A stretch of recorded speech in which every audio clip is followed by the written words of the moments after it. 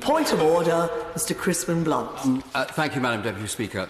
Last week, during Prime Minister's questions, recorded at column 653, the Leader of the Opposition stated, UK weapons have been used in indiscriminate attacks on civilians in which over 200,000 people have been killed, in reference to the conflict in the Yemen. Whatever the rights and wrongs of the Saudi coalition and the action it's taking in the Yemen, the latest UN figure for casualties killed by military action there has been in the order of 10,000. There is academic research saying that the figure may be 5 times as high as that, but that would have been killed in the cold conflict by both sides. And to say that the United Kingdom has been involved in killing 200,000 people is an absolute and total inaccuracy and not a proper reflection of the complexity of that conflict.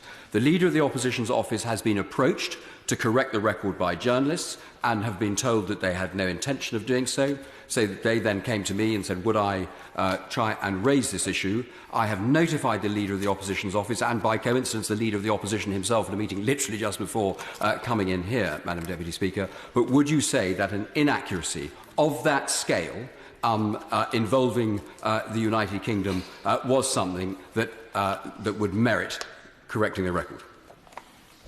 Well, I'm grateful to the honourable gentleman for having given me notice of his intention to raise his point of order, and in particular I'm grateful to him for confirming that he has correctly and in accordance with procedure informed the Leader of the Opposition of his intention to raise this matter on the floor of the House at this moment. As the honourable gentleman knows, the accuracy or otherwise of words spoken at the dispatch box and generally in the chamber by any honourable or right honourable member is not a matter for the chair. But of course it is a matter of concern for the whole House that anything said in this chamber should be accurate. The honourable gentleman has taken the opportunity to draw the attention of the entire House and indeed the opposition front bench to this matter,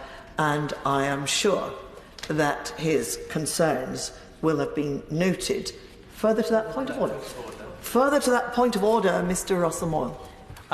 Further to that point of order, Madam Deputy Speaker, could I suggest that members read the book Eat, Shoots and Leaves and the importance of the comma, and in the problem with spoken word where the comma is not always alliterated in verbiage.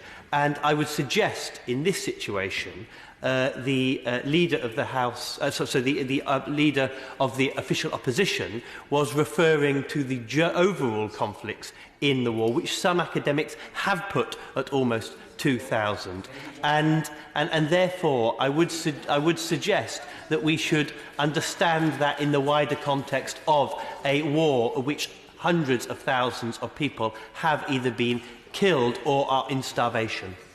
I thank the honourable gentleman for his elucidation of the point, and I do not make light of this very serious matter when we're talking about the loss of a great many lives, and I'm sure it will be appreciated that this is an extremely serious matter which has now been fully aired on the floor of the House. I do thank the honourable gentleman for his advice as far as that excellent book Eats, Shoots and Leaves, or Eats, Shoots and Leaves. Now, I don't know how that will come out in Hansard, but there's a significant difference, as the honourable gentleman says, between Eats, Shoots and Leaves and Eats, Shoots and Leaves. But the honourable gentleman makes a very good point, which I'm sure the whole House will take on board. Point